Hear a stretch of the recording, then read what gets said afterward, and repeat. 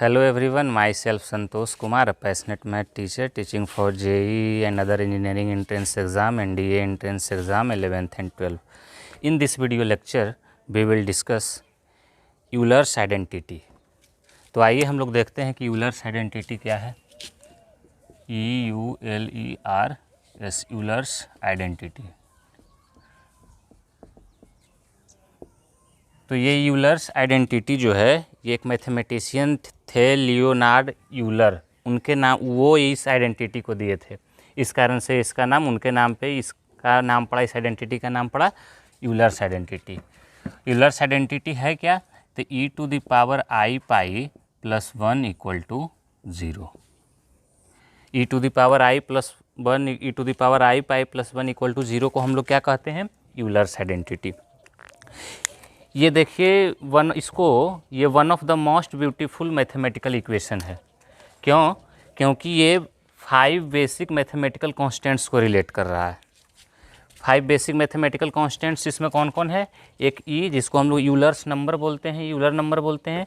आई imaginary unit जिसका value √1 होता है। Pi ratio of circumference and diameter of a circle. 1 जो कि एक कांस्टेंट है जिसको हम लोग मल्टीप्लिकेटिव आइडेंटिटी भी बोलते हैं, और एक 0 जो कि हमारा एडिटिव आइडेंटिटी होता है। तो e⁻i प्लस 1 इक्वल टू 0 क्या है? Euler's identity. This is one of the most beautiful TIFUL beautiful mathematical equation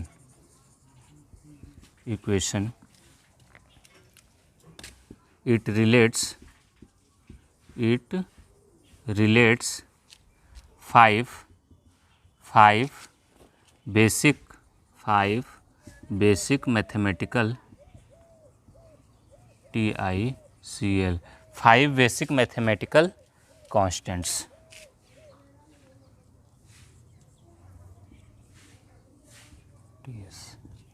ये 5 बेसिक मैथमेटिकल कांस्टेंट्स को रिलेट करता है। वो 5 बेसिक मैथमेटिकल कांस्टेंट्स कौन कौन है? ई को क्या बोलते हैं? Euler number. इसका वैल्यू अप्रॉक्सीमेटली कितना होता है? 2.71। एक इरेशनल नंबर होता है, यानी कि ये नॉन रिपीटिंग इस तरह से आगे बढ़ते रहेगा डेसिमल के बाद, तो अप्रॉक्सीमेटली 2.71 लेते हैं। दूसरा आयोटा ये क्या है? Imaginary unit. ये किसके बराबर? √1 के बराबर। i² को -1 भी डायरेक्टली बोल सकते हैं, और i किसके बराबर हुआ? √1 के बराबर हुआ। थर्ड पाई क्या होता है? रेशियो ऑफ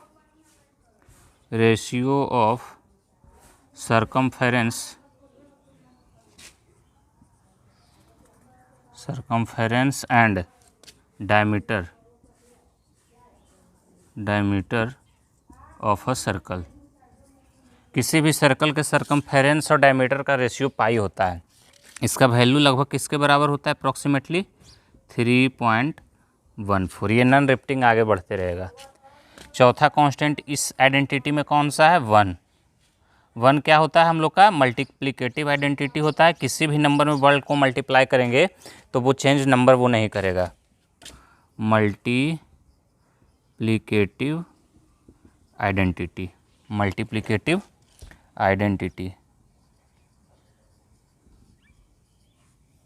1 क्या है? Multiplicative identity. और 5वां जो है वो 0 क्या है? Additive identity. एडिटिव आइडेंटिटी कहने का मतलब क्या हुआ कि 1 में हम अगर किसी नंबर को भी ऐड करेंगे तो वो चेंज नहीं करेगा किसी भी चीज़ में। अगर 0 को अगर किसी भी चीज़ में ऐड करेंगे तो वो चेंज नहीं होगा, यानी कि एडिटिव आइडेंटिटी।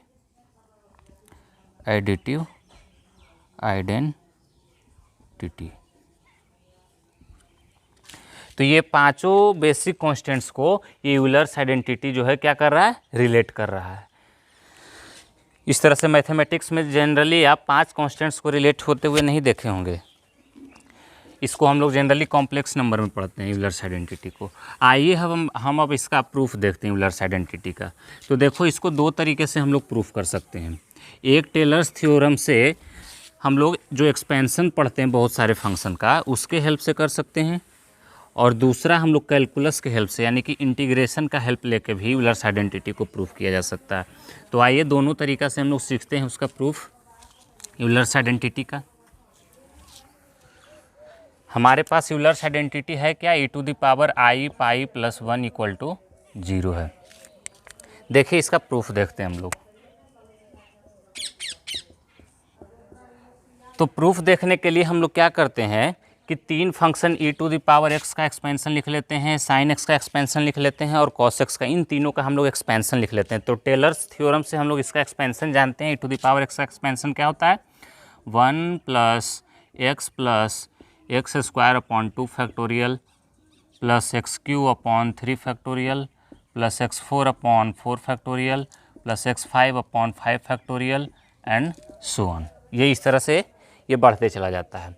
उसी तरह से हम लोग साइन x का भी एक्सपेंशन पढ़ चुके हैं। साइन x का एक्सपेंशन क्या होता है, साइन x का एक्सपेंशन होता है x minus x³ upon 3 factorial plus x5 upon 5 factorial plus ... ये इस तरह से इसका हम लोग एक्सपेंशन पढ़ते हैं। फिर cos x का हम लोग एक्सपेंशन क्या पढ़ते हैं, तो cos x का एक्सपेंशन होता है 1 minus x square upon 2 factorial plus x4 upon 4 factorial minus x6 upon 6 factorial and so on. इस तरह से चलते जाता है। अब क्या करते हैं इस एक्सपेंशन में हम लोग e⁻ix वाला जो एक्सपेंशन है, चूँकि यहाँ पे देखो हमको लाना e⁻i पाई, तो x को रिप्लेस करना होगा i पाई से। तो पहले क्या करते हैं, इसको हम लोग x को पहले ix से रिप्लेस कर देते हैं, उससे हमको प्रूफ करने में आसानी हो जाएगा। तो बताइए e⁻ix इक्वल टू क्या हो जाएगा, x को हम किससे रिप्लेस किए हैं, केवल इसमें x को रिप्लेस किए आयोटा x से। तो e⁻i किसके बराबर हो गया, 1 प्लस जहाँ जहाँ पे x है वहाँ पे आयोटा x पुट करना होगा। तो 1 प्लस आयोटा x का whole square upon 2 factorial, iota x का whole cube upon 3 factorial plus iota x का power 4 upon 4 factorial plus iota x to the power 5 upon 5 factorial and so on. अब क्या करते हैं कि आयोटा को हम लोग, आयोटा का वैल्यू सब जगह पुट करते हैं। तो यहाँ पे आयोटा ही रहने दिए। अब ये हुआ आयोटा स्क्वायर एक्स स्क्वायर, तो आयोटा स्क्वायर का वैल्यू होता है 1 और 1 इंटू एक्स स्क्वायर हो गया एक्स स्क्वायर, तो ये हुआ x square upon 2 factorial. Sorry, iota का वैल्यू, आयोटा स्क्वायर का वैल्यू -1 ना, तो ये माइनस हो गया minus x square upon 2 factorial. फिर यहाँ पे आयोटा क्यू है, तो आयोटा स्क्वायर का वैल्यू -1 और -1 इंटू आयोटा, तो minus iota into x³ upon 3 factorial plus iota square का होल स्क्वायर, क्योंकि आयोटा तो टू द पावर 4 है, तो ये हो गया -1 का स्क्वायर यानी कि 1, यानी कि x4 अपॉन 4 फैक्टोरियल। उसी तरह से ये आयोटा टू द पावर 4 यानी कि 1 यानी कि plus x to the power 5 upon 5 factorial and so on. ये इस तरह से क्या होता रहेगा, ये बढ़ता रहेगा। तो अब देखो क्या करते हैं हम लोग कि जिस टर्म में भी आयोटा इन्वॉल्व है उसको एक साथ कर लेते हैं, और जिसमें आयोटा इन्वॉल्व नहीं है उसको एक तरफ कर लेते हैं। ये आयोटा यहाँ बचा ना, क्योंकि आयोटा टू द पावर 4 1, तो एक आयोटा बचा ना क्योंकि पावर 5 है, तो iota into x to the power 5/5 factorial हुआ।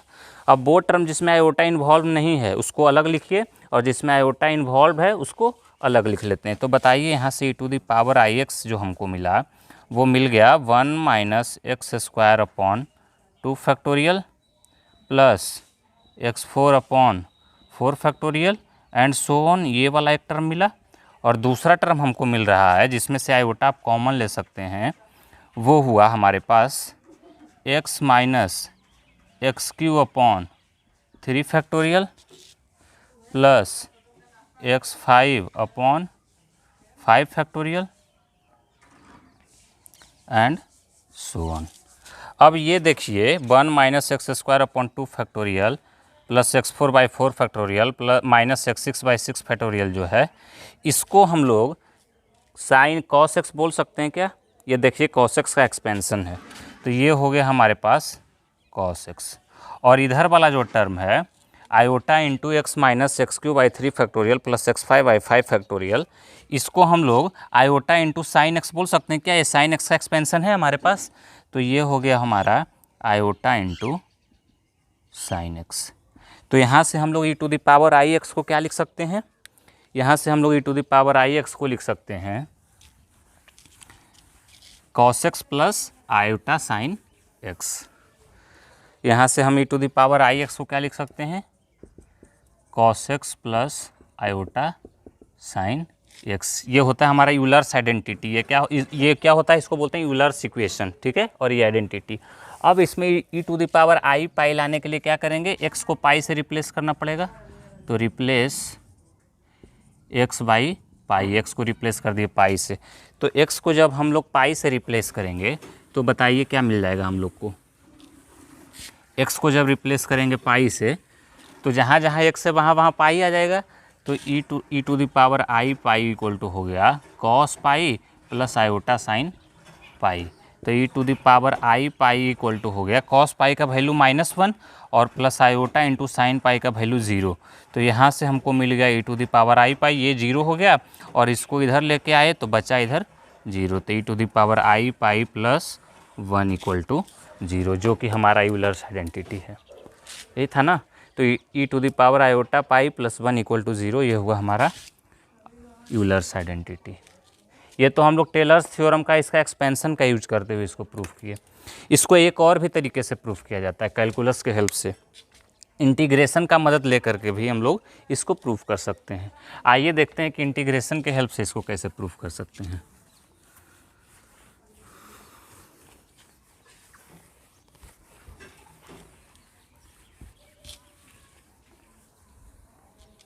आइए इंटीग्रेशन के हेल्प से इसको प्रूफ करते हैं। तो इंटीग्रेशन हम लोग क्या करते हैं? पहले इसको इस तरह से लिखते हैं, सेकेंड मेथड सेकेंड। इसका प्रूफ देखते हैं।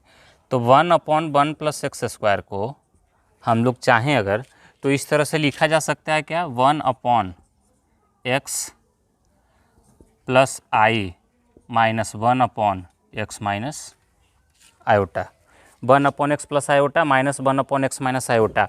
अब देखते हैं क्या इसमें हमको और क्या मल्टीप्लाई वगैरह करना पड़ेगा। तो इसको यहाँ पे अलग से सॉल्व कर लेते हैं। तो इसको सॉल्व अगर करें तो x plus iota into x minus iota, ये ऊपर गया तो कितना हुआ? ये हो गया हमारे पास x माइनस आयोटा और ये हुआ -x माइनस आयोटा। तो x से x कैंसिल हुआ तो माइनस में 2 आयोटा आ रहा है, माइनस में 2 आयोटा, और डिनोमिनेटर में है हमारे पास एक्स स्क्वायर माइनस आई स्क्वायर, यानी कि ये हुआ एक्स स्क्वायर और आई स्क्वायर का वैल्यू -1, तो माइनस माइनस +1, तो -2 आयोटा अपॉन एक्स स्क्वायर +1, जबकि लेफ्ट साइड में हमारे पास केवल है 1 + एक्स स्क्वायर। तो अगर हम इसको आई से मल्टीप्लाई कर दें और साथ में 2 से डिवाइड कर दें तो देखो i इंटू आई स्क्वायर का वैल्यू -1 +1 और ये 2 से 2 कैंसिल, तो ये हो जाएगा 1/x स्क्वायर +1। यानी कि ये जो हम लिखे हैं वो ये वैल्यू हमको दे रहा है। तो ये वैल्यू दे रहा है तो इसमें अगर हम आयोटा अपॉन 2 से मल्टीप्लाई कर दें तो हमको ये वैल्यू इसके बराबर मिल जाएगा, 1/x स्क्वायर +1 के बराबर। यानी कि यहाँ पे हमको अलग से अगर हम इस तरह से लिख रहे हैं तो इसको हम लोग आयोटा बाई 2 से हमको मल्टीप्लाई करना पड़ेगा। अब ये देखिए बैलेंस है, यहाँ से हम लोग ये देख लिए कि ये बैलेंस सब है, कोई दिक्कत नहीं है इसमें। चलिए अब आइए हम लोग इसको क्या करते हैं कि इंटीग्रेट करते हैं। इसको क्या कर देते हैं? दोनों तरफ इंटीग्रेट कर देते हैं। इंटीग्रेट बोथ साइड,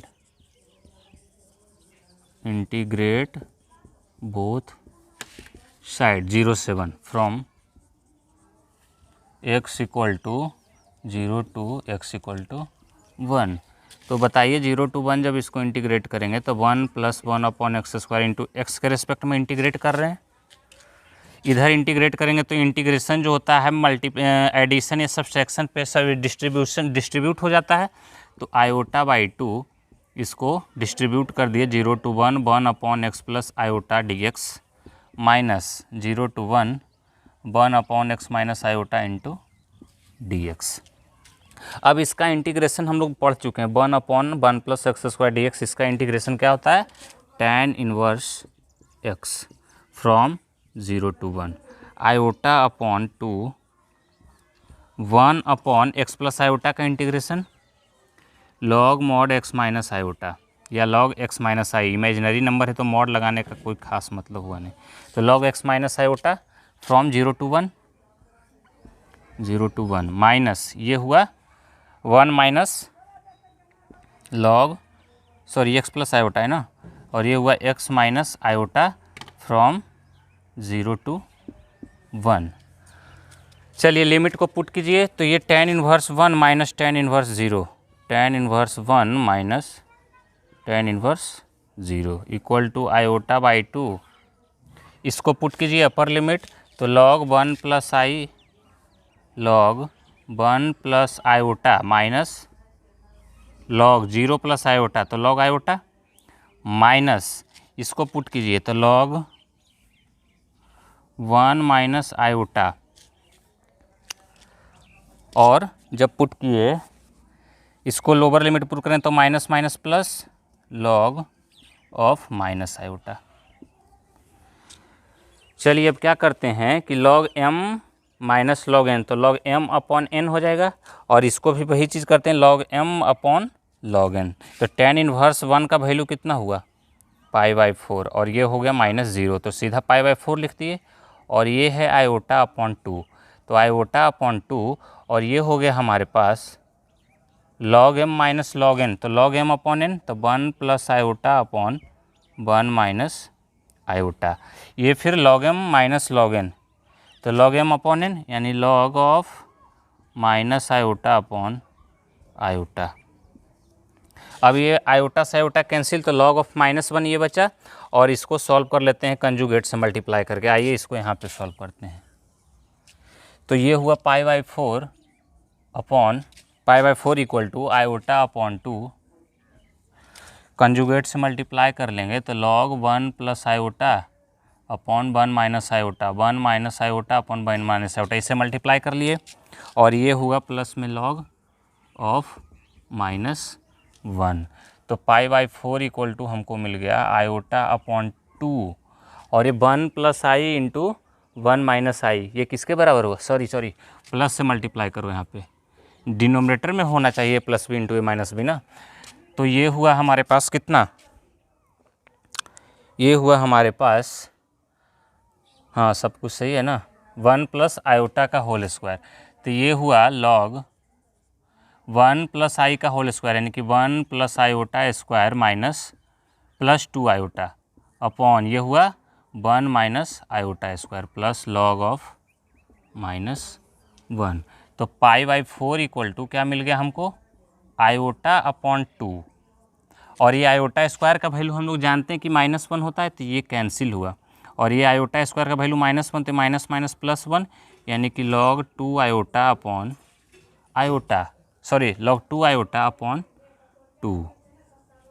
तो ये हो गया log 2 आयोटा अपॉन 2। सब कुछ सही है ना, चलिए सब कुछ सही है हम लोग का, प्लस log ऑफ -1।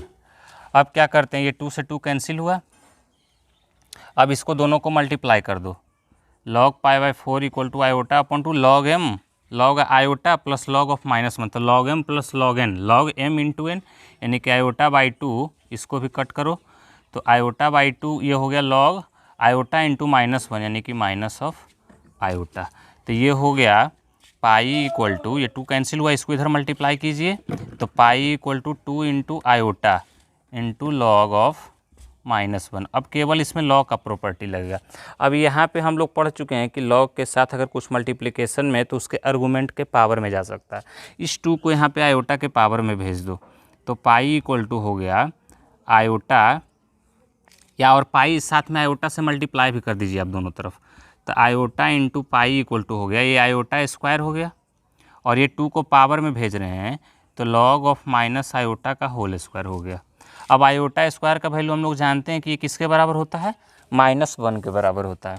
तो ये iota into pi equal to ये हो गया -1 और ये लॉग आयोटा स्क्वायर का वैल्यू कितना हुआ, ये आयोटा स्क्वायर का वैल्यू हो गया आपका -1।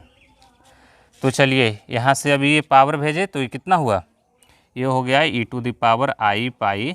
लॉग का बेस जो है वो -1 होता है, सॉरी लॉग का बेस जो है ई है, तो e to the power iota pi equal to हो गया -1। तो यहाँ से हमारा ये प्रूफ हो गया e to the power i pi equal to -1। तो हम लोग e to the power i pi को क्या लिख सकते हैं, आई पाई इसको इधर लेके चलाओ +1 इक्वल टू 0। तो यहाँ से हम लोग लिख सकते हैं e to the power i pi +1 equal to 0। यहाँ पे क्या किए, लॉग का जो बेस था उसको, वो जो वैल्यू है लॉग का उसके पावर के टर्म में लिख सकते हैं ना, इन्वर्स मतलब लगा दिए एंटी लॉग। तो e to the power i pi equal to ये -1 जो था वो आ गया, तो e to the power iota pi और +1 किसके बराबर हो गया, 0 के बराबर। तो इस तरह से हमारा यूलर्स आइडेंटिटी प्रूफ हो गया। तो हाँ, हम आशा करते हैं कि आप लोग को यूलर्स आइडेंटिटी समझ में आ गया होगा। अगर कोई दिक्कत है तो कमेंट करके